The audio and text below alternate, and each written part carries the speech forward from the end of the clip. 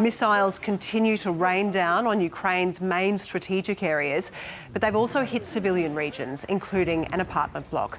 Ukraine's government says 57 people have been killed in the conflict so far and 169 wounded. Russia says it's destroyed 83 targets inside Ukraine. Panicked residents are beginning to flee the capital Kiev, while in the major city of Kharkiv, underground rail stations have become makeshift bomb shelters. NATO's chief is accusing Russia of shattering peace on the European continent, and even tougher sanctions are being imposed by Western nations. We'll take you to Washington in a moment, but first our Europe correspondent Isabella Higgins is in Lviv in Ukraine with the latest. There's really no part of this country that hasn't been touched. The north, the south, the east and the west. This invasion is no longer just in those eastern regions held by Russian-backed separatists.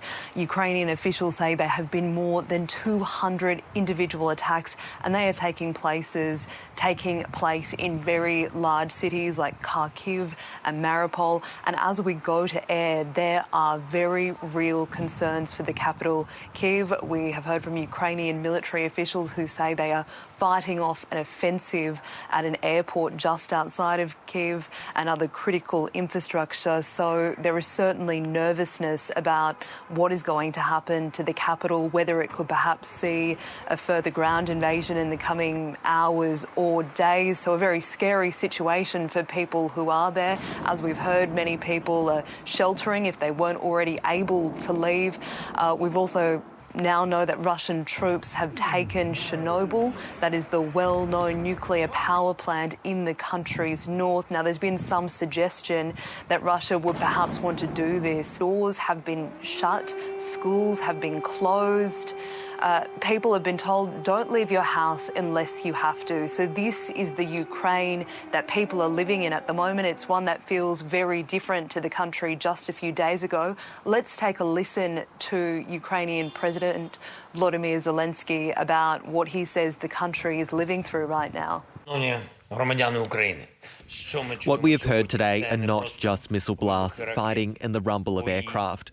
This is the sound of a new Iron Curtain, which has come down and is closing Russia off from the civilized world. Our national task is to make sure this curtain does not fall across our Ukrainian land, but at Russian homes.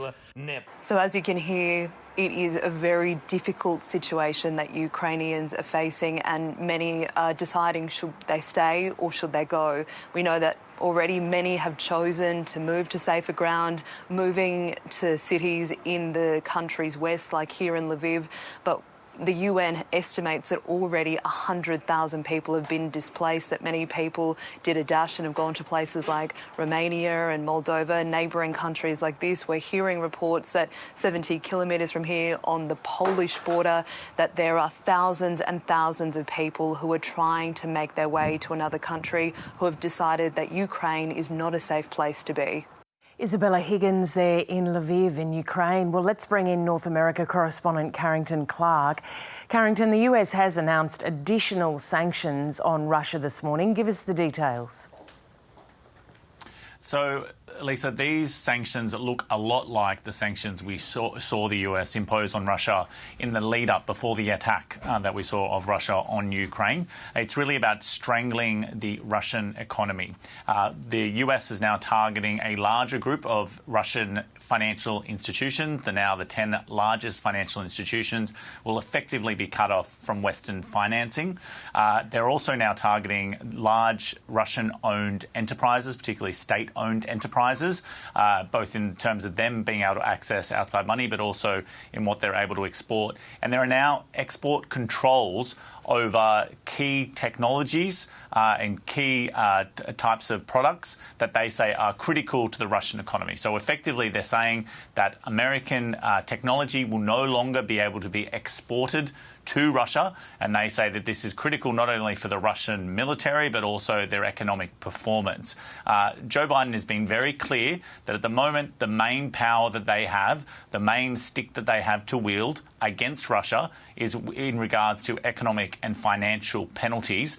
He has been clear that the United States will not be actively involved with any military forces within the Ukraine, but instead will be trying to punish Russia economically and financially. However, he is also speaking to a domestic audience here in the United States that has already been concerned about rising energy prices and is concerned that by cutting Russia out of international trade, that we're going to see further escalations of prices of, say, petrol and other key important commodities. But President Joe Biden of the United States says that the sanctions that are being imposed on Russia will hurt them a lot more than they hurt the US.